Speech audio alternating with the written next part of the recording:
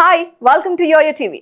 టాలీవుడ్ హాస్య బ్రహ్మానందం ఆయన కుమారుడు రాజా గౌతమ్ కలిసి నటించిన తాజా సినిమా బ్రహ్మానందం.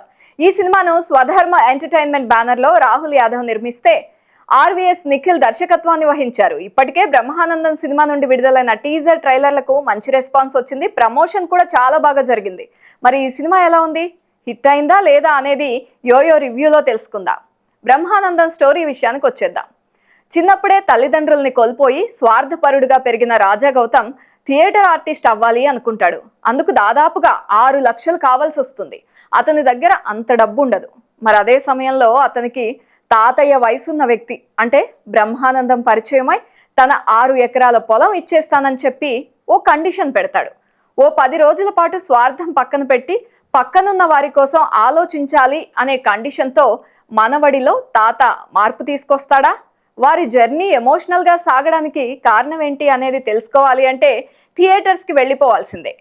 మరి బ్రహ్మానందం సినిమా విశ్లేషణ పరంగా చూసుకుందాం. ఫస్ట్ హాఫ్ అంతా కూడా కామెడీ, కాస్త లవ్ ట్రాక్తో నడుస్తుంది.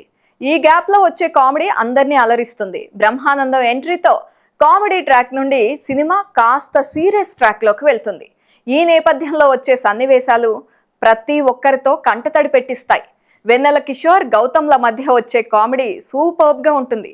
ఎంతో నలిగిపోయారు అనే ఎమోషనల్ సన్నివేశాలతో పాటు ఎక్కడా ఎంటర్టైన్మెంట్ మిస్ అవ్వకుండా సినిమాను తెరకెక్కించడంలో దర్శకుడు ఆర్వీఎస్ నిఖిల్ సక్సెస్ అయిపోయారు. ఈ ఎమోషనల్ జర్నీలో రాజా గౌతమ్కు ఓ లవ్ ట్రాక్ని కూడా బాగా సెట్ చేశాడు డైరెక్టర్. అది కూడా చాలా ఫ్రెష్గా అనిపిస్తుంది. డైలాగ్స్ అన్నీ కూడా వావ్ అనేలానే ఉంటాయి. మానవ సంబంధాలను చాలా అద్భుతంగా చూపించారు. సినిమా చూస్తున్నంతసేపు మరో లోకంలోకి వెళ్ళిపోయినట్లు అనిపిస్తుంది. అంతలా అటాచ్ అయిపోతాం సినిమాతో. శాండిల్య సంగీతాన్ని అందించారు. ఆ మ్యూజిక్ ఓకే, కానీ బ్యాక్గ్రౌండ్ మ్యూజిక్ మాత్రం అద్దిరిపోయింది అని చెప్పాలి. మితేష్ పర్వతనేని సినిమాటోగ్రఫీ బాగుంది. నిర్మాతలు ఎక్కడా వెనకడుగు వేయలేదు. అది సినిమా చూస్తే మీకు అర్థమవుతుంది. ఇక నటీనటుల విషయానికి వచ్చేద్దాం. హీరోగా చేసిన రాజా గౌతమ్ నటనకు చాలా గ్యాప్ వచ్చింది. కానీ ఈ సినిమాలో ఆ గ్యాప్ వచ్చినట్లుగా ఎక్కడా కనిపించదు. అంత బాగా పాత్రను పోషించారు. మనవడి పాత్రలో ఆయన చాలా బాగా నటించారు. ఇక బ్రహ్మానందం నటన గురించి ప్రత్యేకంగా చెప్పాల్సిన పని లేదు. ఇక బ్రహ్మానందం గారి కామెడీ మాత్రమే అద్భుతంగా ఉంటుంది అనుకుంటే పొరపాటు.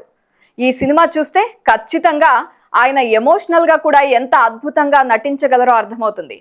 అయితే ఈ సినిమాతో ఇది ఖచ్చితంగా ప్రూవ్ అవుతుంది. ప్రతి ఒక్కరూ ఈ విషయాన్ని చర్చించుకుంటారు. అంతలా ఉంది ఆయన యాక్టింగ్. హీరోయిన్గా ప్రియా వడ్లమణి తన క్యారెక్టర్కు న్యాయం చేసింది.